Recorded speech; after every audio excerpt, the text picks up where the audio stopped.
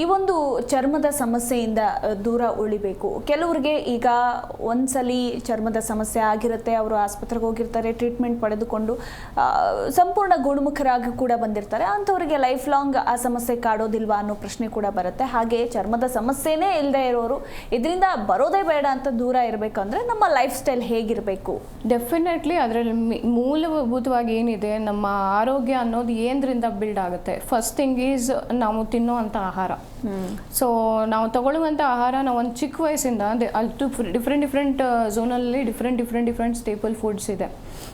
ಚಿಕ್ಕ ವಯಸ್ಸಿಂದ ನೀವು ಒಂದು ತಿನ್ಕೊಂಡು ಏನು ಬೆಳೆದಿರ್ತೀರ ಅದಕ್ಕೆ ನಿಮ್ಮ ದೇಹದ ಅಡಾಪ್ಟಬಿಲಿಟಿ ಚೆನ್ನಾಗಿರುತ್ತೆ, ಮೆಟಾಬಲಿಸಮ್ ಅನ್ನೋದು ಅಡ್ಜಸ್ಟ್ ಆಗಿರುತ್ತೆ, ಯಾವುದೇ ರೀತಿಯಾದಂಥ ಇಂಟಾಲರೆನ್ಸು ಅಲರ್ಜೀಸ್ ಇರುವುದಿಲ್ಲ. ಸೊ ಫಸ್ಟ್ ಥಿಂಗ್ ಈಸ್ ನೀವು ತಗೊಳ್ಳುವಂಥ ಆಹಾರ ನಿಮ್ಮ ದೇಹಕ್ಕೆ ತಕ್ಕನಾಗಿರಬೇಕು. ಇನ್ ಕೇಸ್ ಆ ಥರದ ಕಾಯಿಲೆಗಳು ಆಲ್ರೆಡಿ ಶುರುವಾಗಿದೆ, ಎಕ್ಸಾಂಪಲ್ ಸೋರಿಯಾಸಿಸ್ ಇದೆ, ಅಂಥ ಸಂದರ್ಭದಲ್ಲಿ ನಾವು ಅವಾಯ್ಡ್ ಮಾಡೋಕ್ಕೆ ಹೇಳೋದು first and foremost is animal proteins. ಅತಿಯಾದ ಎನಿಮಲ್ ಪ್ರೋಟೀನ್ ಅಥವಾ ಎನಿ ಪ್ರೋಟೀನ್ ಅಂಶಗಳನ್ನ ಯೂಸ್ ಮಾಡಬೇಡಿ. ಬಿಕಾಸ್ ಎಕ್ಸ್ಟ್ರೀಮ್ ಪ್ರೋಟೀನ್ ಲೆವೆಲ್ಸ್ ಏನು ಮಾಡುತ್ತೆ, ಚರ್ಮದ ವ್ಯಾಧಿಗಳನ್ನು ಜಾಸ್ತಿ ಮಾಡೋದರ ಜೊತೆಗೆ ಅದರಲ್ಲಿ ಆಗ್ಬೋದಾದಂಥ ಡಿಸ್ಕಂಫರ್ಟ್ಗಳು, ಇಚ್ಚಿಂಗು, ಪೇನ್ಸ್ಗಳನ್ನ ಇನ್ಕ್ರೀಸ್ ಮಾಡ್ಬೋದು.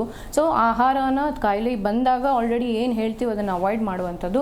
ಇನ್ನು ಅವಾಯ್ಡೇ ಮಾಡಬೇಕು. ಪ್ರಿವೆಂಟಿವ್ ಆಗಿ ನಿಮ್ಮ ಆರೋಗ್ಯ ಚೆನ್ನಾಗಿ ನೋಡ್ಕೋಬೇಕಂದ್ರೆ ನಿಮ್ಮ ಯಾವ ಆಹಾರ ನಿಮಗೆ ರೂಟೀನಲ್ಲಿ ರೂಢಿ ಇದೆ ಆಹಾರನ ಚೆನ್ನಾಗಿ ತಗೊಳ್ಳುವಂಥದ್ದು, ಜಂಕ್ಸ್ಗಳನ್ನ ಅವಾಯ್ಡ್ ಮಾಡುವಂಥದ್ದು, ಸ್ಟಿಮ್ಯುಲೆಂಟ್ ಹ್ಯಾಬಿಟ್ಸು, ಕೋಲ್ಡ್ ಬೆವರೇಜಸ್ ಆಗ್ಬೋದು, ಆಲ್ಕೋಹಾಲ್ ಸ್ಟಿಮ್ಯುಲೆಂಟ್ಸ್ಗಳಾಗಿರ್ಬೋದು, ಇಂಥವುಗಳನ್ನು ಆದಷ್ಟು ಅವಾಯ್ಡ್ ಮಾಡುವಂಥದ್ದು. ನಿದ್ದೆ ಅನ್ನೋದು ತುಂಬ important factor. Improper sleep pattern. ಈಗ ಒಂದು ಪರ್ಸನ್ನು ಸಡನ್ನಾಗಿ 1 year ನೈಟ್ ಶಿಫ್ಟ್ ಮಾಡಿ ಬಂದಾಗ ಅವರ ಒಂದು ದೇಹದಲ್ಲಿ ಹಲವಾರು ರೀತಿ ಚೇಂಜಸ್ಗಳನ್ನ ಆಗಿದ್ದನ್ನು ನಾವು ನೋಡಿದ್ದೀವಿ.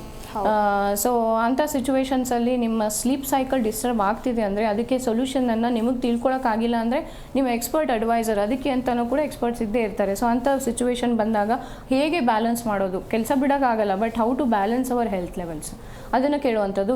ಇನ್ನು ಎಲ್ಲದಕ್ಕೂ ಶಾರ್ಟ್ಕಟ್ ಇಲ್ಲ. ಇನ್ ಕೇಸ್ ನಿಮ್ಗೆ ಆಲ್ರೆಡಿ ಡಿಸೀಸಸ್ ಬಂದುಬಿಟ್ಟಿದೆ ಅಂದಾಗ ಸಂಪೂರ್ಣವಾಗಿ ಡಿರೂಟ್ ಮಾಡುವಂತಹ ಪದ್ಧತಿಗಳಲ್ಲಿ ಒಂದು ಬರುವಂಥದ್ದು ಹೋಮಿಯೋಪತಿ ಔಷಧಿ.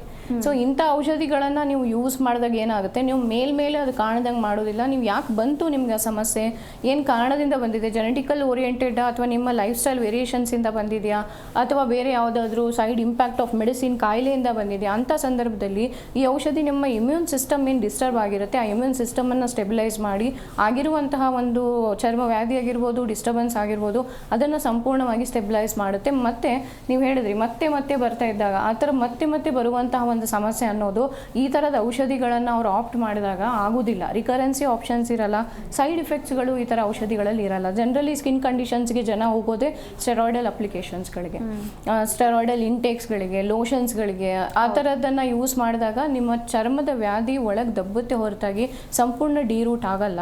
ಸೊ ಹಾಗಾಗಿ ಇಂಥ ಸಿಚುವೇಶನ್ನಲ್ಲಿ homeopathy becomes a blessing actually. Zee Kannada news ಈಗ ನಿಮ್ಮ ಮನೆಯಲ್ಲೇ ನೋಡಿ, ಎಲ್ಲ ಕೇಬಲ್ಗಳಲ್ಲಿ ಈಗ ಲಭ್ಯ.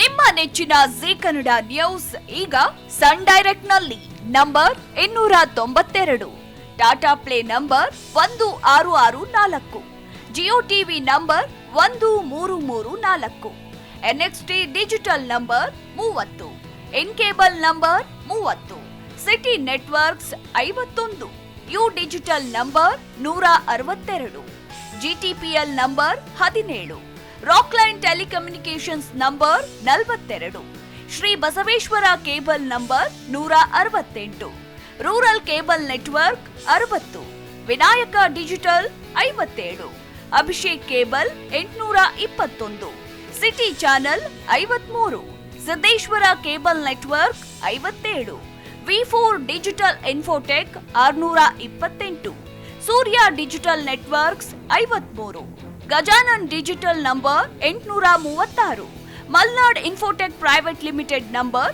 56, Metrocast number 830, victory digital number 167ರಲ್ಲಿ ನೋಡಿ ಆನಂದಿಸಿ.